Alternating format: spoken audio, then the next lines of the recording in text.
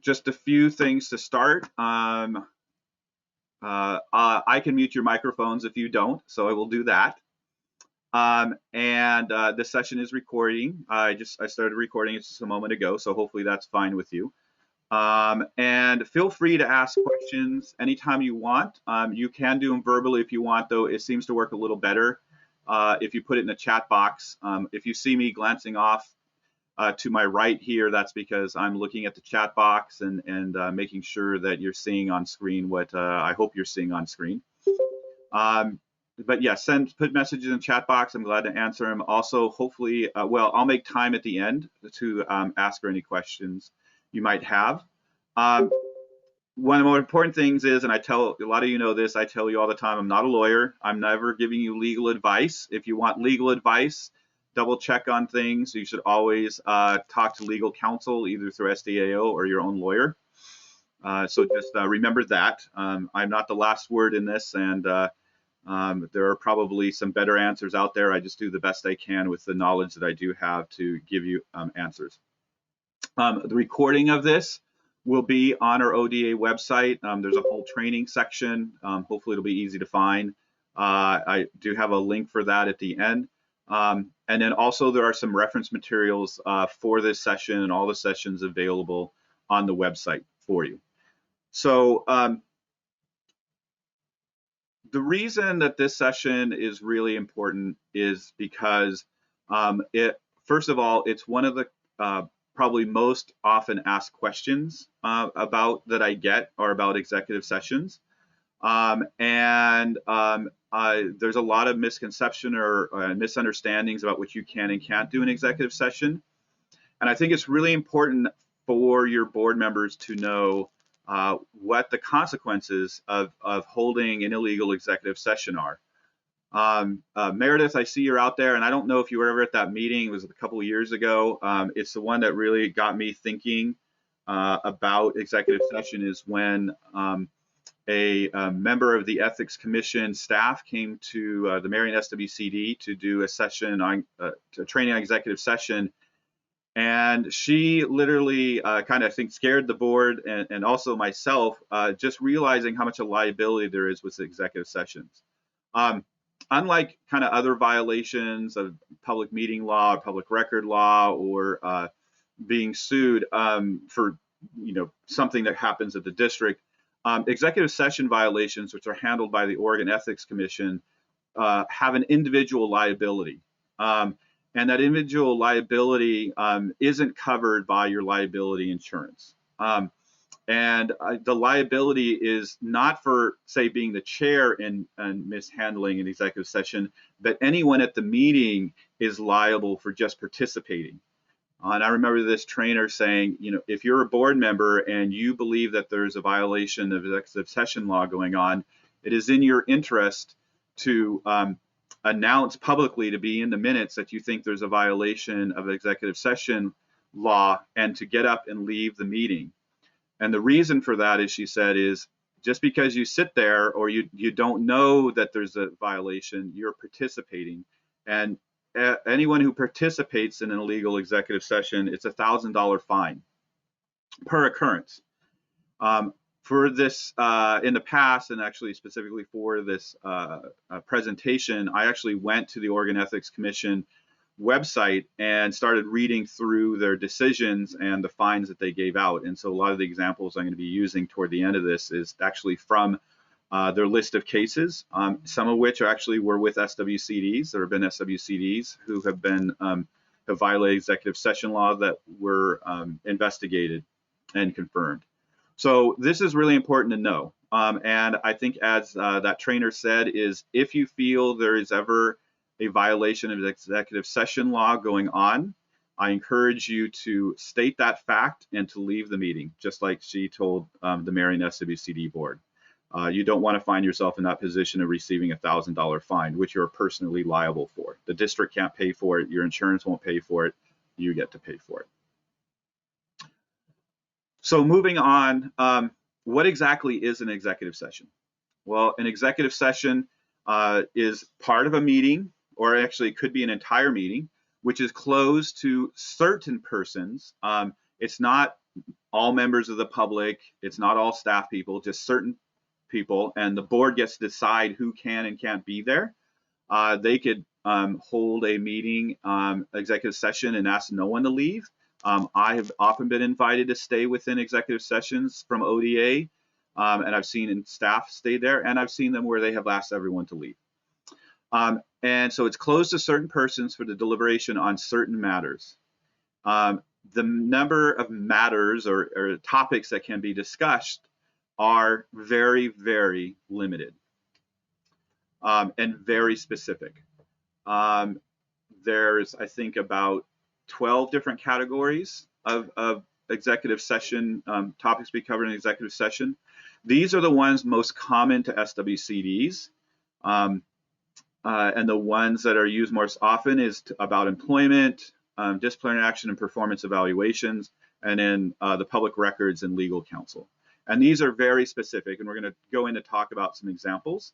And I also want you to feel like if you want to bring up an example of what happened in your own board or something that's coming up, feel free to ask in this session or get hold of me afterwards. So those are some examples. And in the material that is on the website, and also in, I don't know, I probably look very small, but if you can see me and your screen there, I'm going to hold up this Attorney General Public Records and Meeting Manual. All your districts should have this because I made sure that a copy got out to every district last year. That comes out every 2 or 3 years. And then here, there's the list of the topics that can be covered under executive session. And as I said, they're very specific and very limited. So one of the important things about executive sessions is they're very structured. And there's scripts available for that about exactly how you do it. So if you're going to convene an executive session to discuss one of those topics, you can do it, you can have it within a meeting, or you can do it with that is only an executive session, which is completely fine. The ones that are only executive session are often for performance evaluations or for discussing employment issues about who to hire. You need to notice those meetings the same as any other meeting, like a regular meeting. And the noticed, if you know you're going to have an executive session, and you're going to put it in your meeting notice, you have to cite the very specific statutory authority for that in the term of an ORS. ORS 192.660, subsection, whatever the 2, subsection, and then there's another subsection after that. You have to specifically say that, and you also need to cite for the purpose of. Now, what I often see happen when I get meeting notices is down at the bottom, I often see the phrase, executive session may be called at any time under ORS 192.660-2 for the purposes of this, this, or this. I have definitely had discussions about this, and some people agree or disagree, but I don't think that's valid. Because since you have to cite the very specific authority for going into executive session and the reason why. So someone said, Susan, you can't hear me. Is anyone else having a problem hearing me? You may need to turn your volume up, Susan. Can someone else confirm that? Yeah, so Susan can't, it seems like other people can. So Susan, you may need to look at your speaker setting or underneath the settings to make sure that you have the speakers turned on. So sorry you can't hear me, but it sounds like everyone else can. So I'm sorry I can't help you with that. This will be recorded though, Susan, if you want to check it out later. Hear the beginning part. Okay. All right.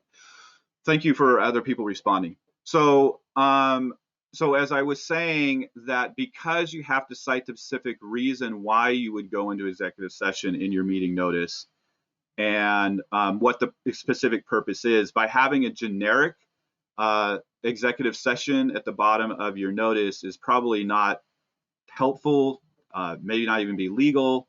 And so I would encourage you not to do that. Now, I know what a lot of folks do that for is because they feel like they need to be able to call an executive session at any time during a meeting. And you are allowed to do that. It is very clear in law that is, as long as it was unexpected to go in executive session, you can decide to go in executive session at any time during a meeting, as long as it's for a proper purpose. If you know you're going to executive session, it is the law that you have to notice it before the meeting. But if you don't know, and it's an unexpected occurrence because something came up between the regular meeting notice and your meeting, or something came up at the meeting, that's totally fine to call an executive session during a regular meeting, or a special meeting or emergency meeting.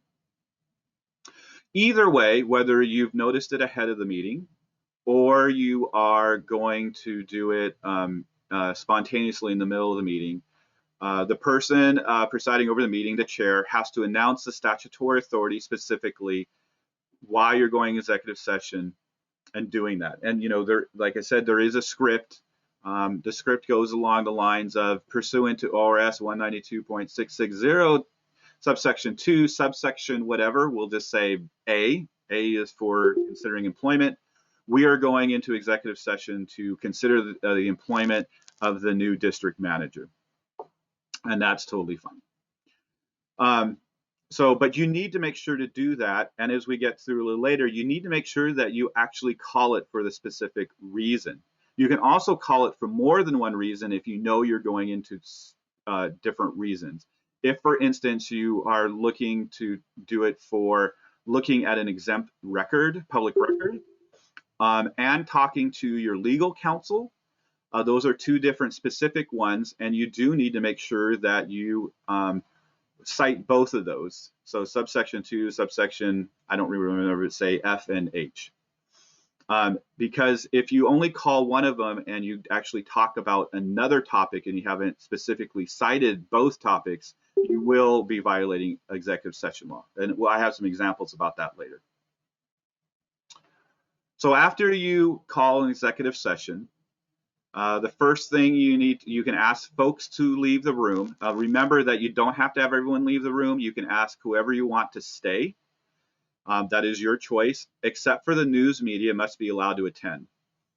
Now, that's not usually a problem with SWCDs, because I don't know, I don't think I have ever been to any meeting where there was a member of the news media at a board meeting.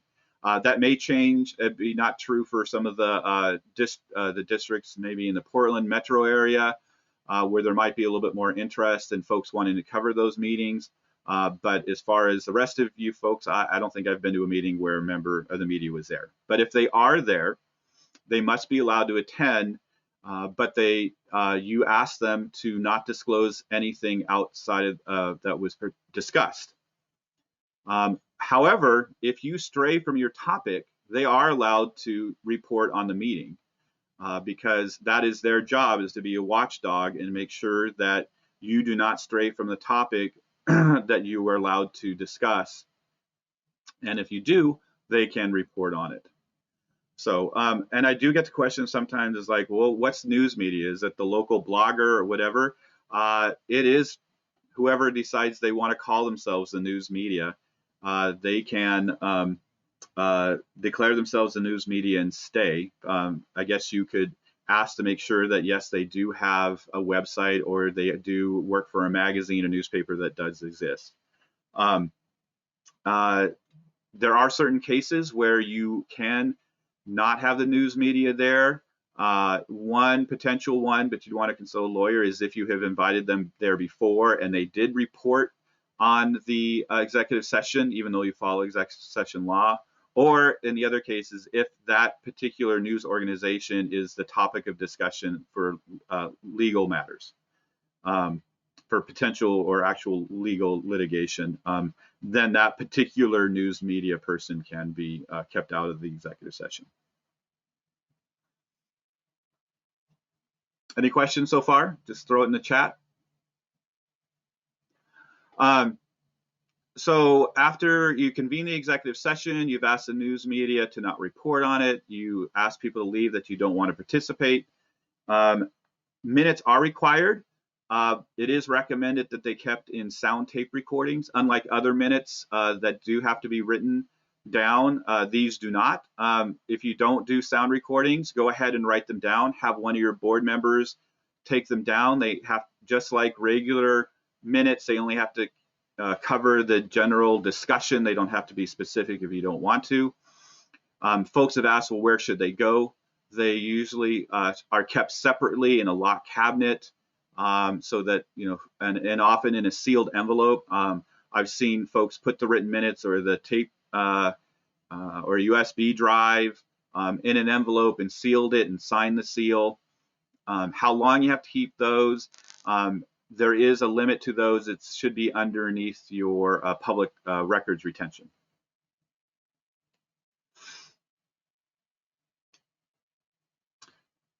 The next thing is if you are discussing an employee or actually a director, I should probably change this in here, for a disciplinary action or performance evaluation, they have to be informed that you are going to be discussing them in executive session.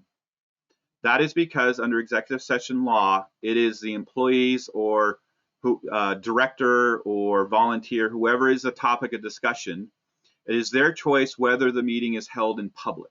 It is not your choice. You may want it to be an executive session, but it is their choice. Therefore, you have to ensure that if you know you're going executive session, that the people involved have the opportunity to know that they are being discussed. If you hide it from them, if you know you're going executive session, but you don't let them know, that is a violation of executive session law, and that is one that often actually gets complaint about, and one that leads to a fine, because obviously the person that you didn't inform when they found out you talked about them in executive session usually gets fairly upset.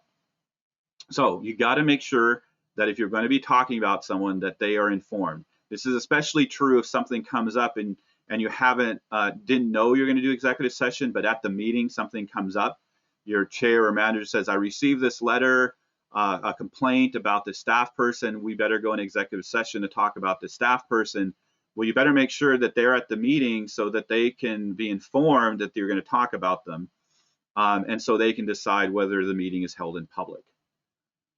If you decide to go in executive session, if they waive that right to a public to have whatever is discussed in public, and they waive it, it is your choice whether you want them there, maybe to interview them, or if you want to not have them there. So that's one reason why they may want to have it in public, is because they want to hear everything that's happening, and you have the ability to meet without them present if they waive that if they waive that right to a public meeting. Is there any questions on that? Because that is something that comes up often. I was at a meeting once where they were going to talk about performance evaluation. It was kind of a last minute decision to do it at the meeting, and that staff person wasn't there. And I did warn them. I said, well, you need to let them know if you're going to talk about them in executive session. And they just went ahead and did it. And that was a violation. Now, I wasn't going to go talk to the Ethics Commission, but potentially anyone could have gone to the Ethics Commission and filed a complaint that proper executive session wasn't followed. The last thing about executive session is you can't come to a final decision. Oregon is a sunshine state, so about public meeting law and public records law, so all votes by governing bodies have to be held in public, and everyone has to know how you voted. So you cannot reach a final decision in executive session. You can talk about where you're leaning. The jury is out now. I used to say that straw polls were okay, but there has been some court cases where there's been ruled against straw polls, so I'd be careful about that. They've gone both ways, but you can probably go ahead and just have a discussion about where you're leaning and all that, but any kind of formal decision needs to happen in open session. So the nice thing is that in order for you to ensure that you follow the proper listing or ways to do the executive session. There is checklists available. Those checklists can be found in our district guidebook in one of the appendixes. For those that don't know that, they should be in your offices. It's also online, looks like this. The Attorney General Manual, which is a wealth information, also has a script. Excuse me.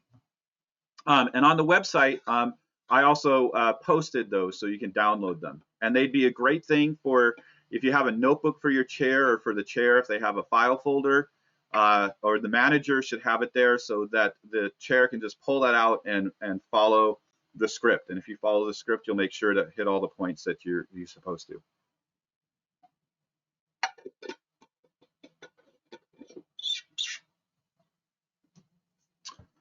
So as I said, I did go to the Ethics Commission website, and there you can see all their they call them final orders, and their public information. It explains, they look like cake course documents, and they explain exactly what happened and what the findings of the Ethics Commission are and what the fines are. They do waive fines sometimes, so that's a good thing, but I wouldn't count on it. And also, a lot of times, if you're going to waive fines, you have to go through their trainings and stuff like that. So if you're interested in that, I highly suggest taking a look. But here's some common ones, and also ones I pulled from actually existing districts that had in the past several years cases against them brought. So one of the biggest ones is not citing the proper statutory authority, either not citing it at all, just saying we're going into executive session and not following the script where you state the proper statutory authority, or they cite a statutory authority, but they end up talking about a different one. And I actually saw that quite a bit, where maybe they would go in executive session thinking they're going to talk about an exempt public record, but then they end up talking to their lawyer, or they only cite one of those, and then they do two different things. The other really big one is discussing topics not covered in executive session law. I'm going to go over some examples in a little bit about that, but you know, if you're talking about personnel matters, your disciplinary action, and so you go under executive session law to talk about possible disciplinary action or a complaint, and then you start a discussion about general personnel policies and how you need to change your personnel policies, that is straying from the topic that's covered in executive session law. It's actually one of the things that is very clearly pointed out, that you cannot talk about general personnel policies in executive session. And yet that often happens when you go into executive session to talk about complaints or disciplinary matters. And the other one is you go into executive session and you start talking about something completely not related to what you're doing. That also happens. As I said, I was at an executive session where they decided to do a performance evaluation without telling the person they were doing it. And that is a clear violation of executive session. The other time that often happens is when there's a discussion about particular board members, that maybe there was a complaint about them or a complaint about staff folks, and that comes in at the last minute, and so there is not the opportunity for that individual to know that they have that choice to hold it in public. So that is something to be really careful about. As I said, often that's where complaints came from, because that person was not informed that they were being talked about. Additional ones, salary negotiations outside of initial employment. You are allowed to talk about salary negotiations under consideration of employment. I believe that's 2A. So initial employment, you can have salary discussions, but it is very clear that if you're going under performance evaluations, for performance evaluations, you are not allowed to negotiate salaries after initial employment. So please don't do that. And that has led to fines in many cases. Discussing litigation or potential litigation without legal counsel present. So in order to use the legal counsel one, your legal counsel has to be present. And it's very clear about that, and it's very clear in case law and from the Ethics Commission that you can't discuss possible legal litigation without your legal counsel present, either on the phone or in person. So you can't say, oh my gosh, we might be sued, or worried about being sued. Well, you better talk about an executive session, and you go in executive session and you cite the litigation one, but you don't have a lawyer present. That's a violation of executive session law. So that's important too. If you're going to use the legal counsel / litigation one, make sure that your legal counsel is present. They must be present on the phone or in person for you to use that. You can't just talk about litigation without them there. Discussion of records, that's good, but it is very clear that you actually have to have and distribute copies of those records to be talked about. I did see specifically in a case where the chair called an executive session to quote report on a legal paper. There was a complaint against a special district, and they wanted to discuss the findings that a lawyer did for them. The report was under exempt public record, which is true. So he called executive session, and what he did was he didn't provide those copies. He just summarized it.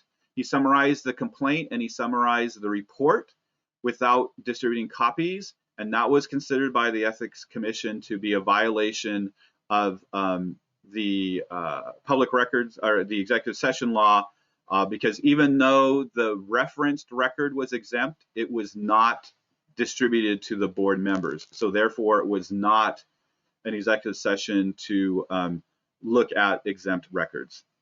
So hopefully that's clear. If you're going to use that one, you have to distribute those exempt records. They can't be summarized or orally given. They actually have to be distributed. And then there has actually been some times where final decisions were made in executive session. You came out of executive session and the chair unwisely said, well, we decided to give this person a raise, or we decided to fire this person. Those are and without doing an actual vote in open session. So just remember to do that vote in open session. Any questions? Are we doing okay out there? All right. You can take some water here. Okay, so there's some very specific things. Yes. This is an excellent presentation. I serve on a hospital board that is an elected position, much like SWCD. Mm-hmm. Is this presentation available for that board to listen to as well? I'm glad to make sure that you can download the copies and everything like that of this and give it to them. And we could talk offline if it's fine with my supervisor. I'd be glad to give it to your board. Thank you. You're welcome.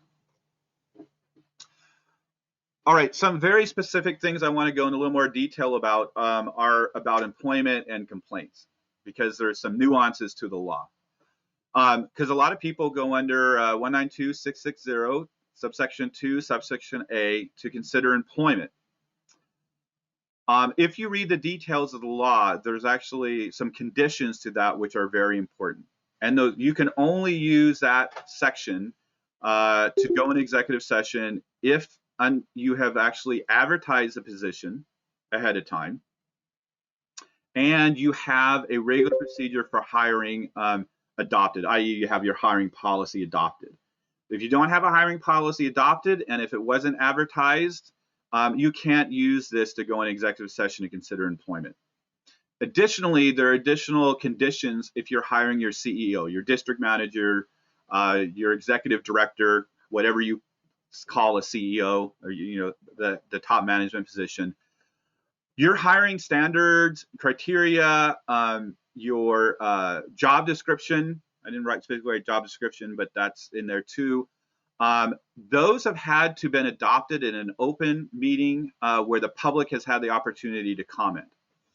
If you know my public meeting law, there is, as I say, that overall the public has a right to attend, but that doesn't mean they have the right to participate.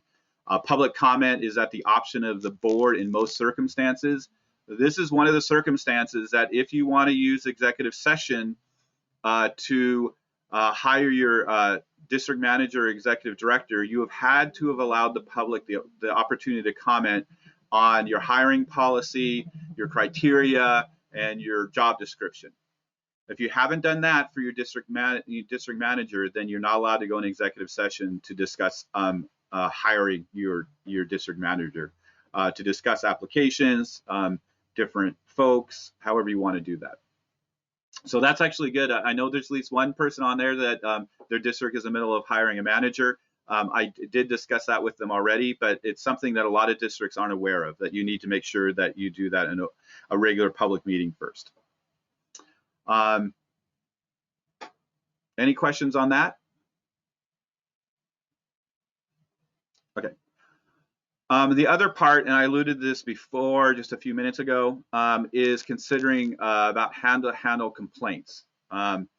So a written complaint or a report about a complaint that you've asked legal counsel to look into are exempt records, and you can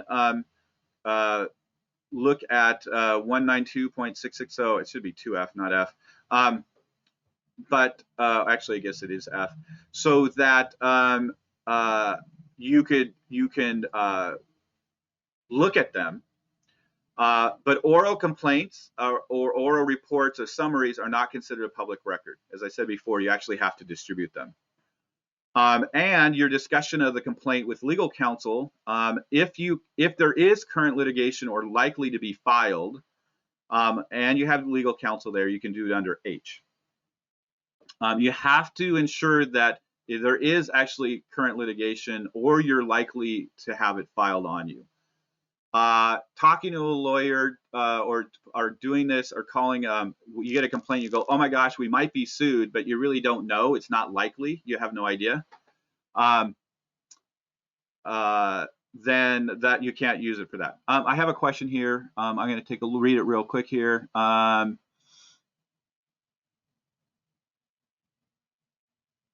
Yes, see, executive session minutes are to be retained for a minimum of 10 years. Great. And audio ones 1 year. So correct. Thank you for looking that specific up. I often don't know the specifics of all of those record retentions. So thank you, Susan. If you look in your chat, she actually has it cited there. So thank you very much. But as I said, you can hand out the complaints. You can talk to legal counsel about the complaints under two different ones. But if you're going to consider the complaint and essentially have a kind of an executive hearing to discuss the complaint and what you want to do about it, then that actually has to happen under 192.660B, and the subject of the complaint must be given a choice for open session. So you can present the documents and you can talk to legal counsel under executive session.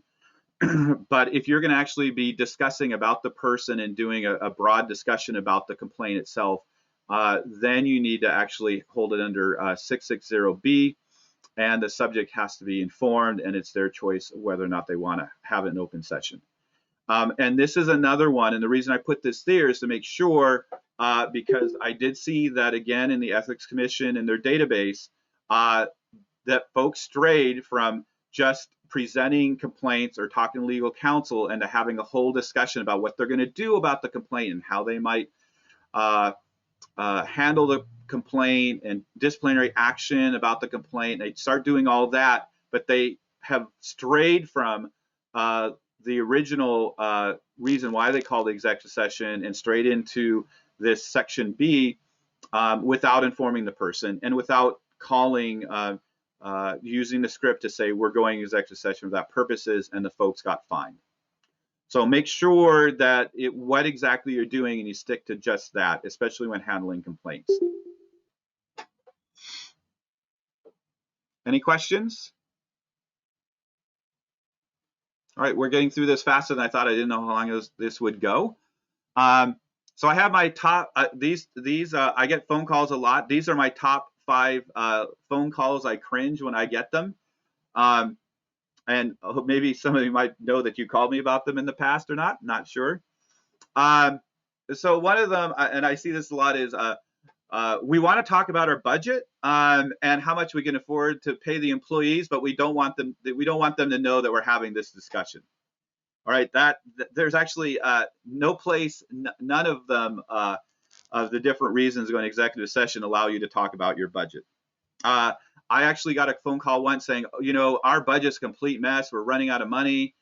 We don't want to do, but we want to talk about it privately about what we want to do. We don't want to let the staff know that maybe we have to talk about laying folks off. So we want to go in executive session. Sorry, you can't do that. If you're going to talk about your budget, it has to be an open session. Another one I get is we need to talk about legal matters without citing with a specific reason for it and without their legal counsel there. They just want us, they're worried about being sued, or they have concerns about something and they just want to talk about legal matters. Can't do that. It has to be for a specific reason, as I said, that your legal counsel has to be there, and it has to be because you are in litigation or you're most likely to go into litigation. It's not just for legal matters. I've gotten things like, oh my gosh, you know, we have to have a talk with one of our board members. They're getting out of hand, or an employee. We're really concerned about their performance, but we don't want to go into anything formal. We just want to have a talk with them, and we want to do it privately. All right, you can't do that. You can formally talk to them about disciplinary matters or performance evaluations or complaints, but you have to make sure that they're informed, and it's whether or not they're in open session or not.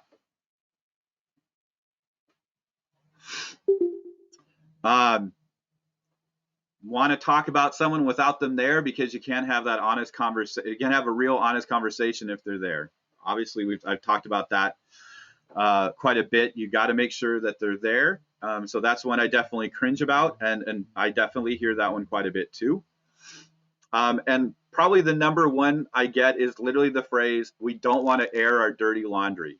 We need to talk about something, but we don't want to, you know, we don't want other people to know we're embarrassed about talking about it. And so we want to go in executive session, and it may or may not be related to one of the legal reasons for executive session. More often than it's not, but you can't do that. So that's probably the number one thing I get is we don't want to air our dirty laundry.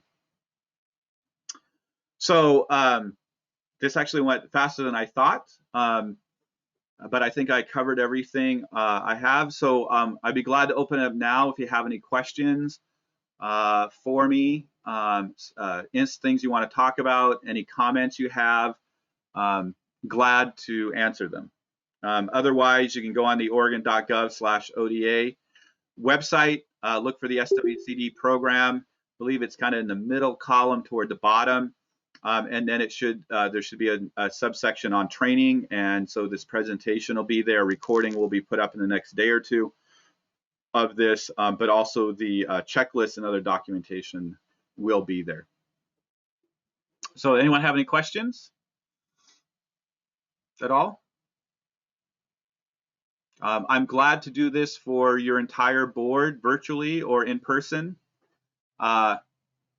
So Jim asked, if an employee waives the right to have a public meeting, should that be in writing? I don't think there's any reason you can't, but I don't think it needs to be in writing as long as it's in the minutes that it was asked, and then recorded in the meeting minutes how they stated. Eric, could you address the bid process for executive sessions, please? So actually, I need some more specifics on that. I believe you asked that last night. And as far as I'm aware, I'd have to look and see what the other ones are, but I am not aware of the bid process for executive session. Most bids have to be open in open session. So could you maybe, Shannon, ask a little bit? So you asked about the open bid solicitation and discussions and award. So you would have to look at your public contracting rules and what they say. I'm not aware, and I could be wrong because I don't deal with public contracting because it's such a deep and sticky matter. A long time ago, I was told that we're not supposed to be involved besides some general discussion. I'm not aware where in the solicitation process that you would go into executive session, unless it has to do with maybe some exempt public record. And certainly the board couldn't make a final award in an executive session. I'm sorry, Shannon, I can't really answer that question. And maybe we should talk offline because since you asked about it last night, where I can get more information from you, and we could look through the ORS and the Attorney General's manual and the public contracting rules, and we could try to sort that out, what specifically you're asking for.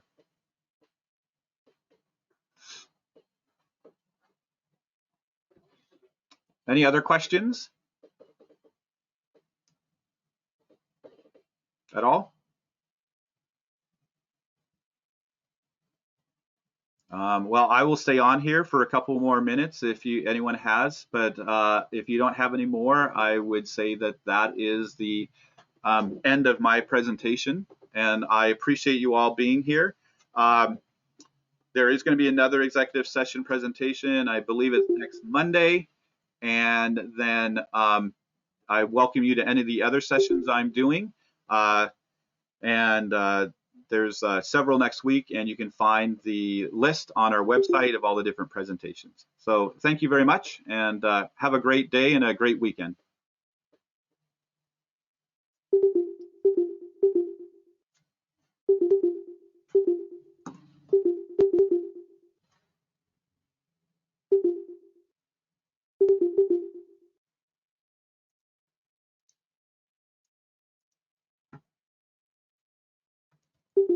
Hello, Eric. Yep. So for Susan, and just going forward, if someone can't hear you, you might want to type in the chat box, because when you talk louder, they still can't. That's actually true.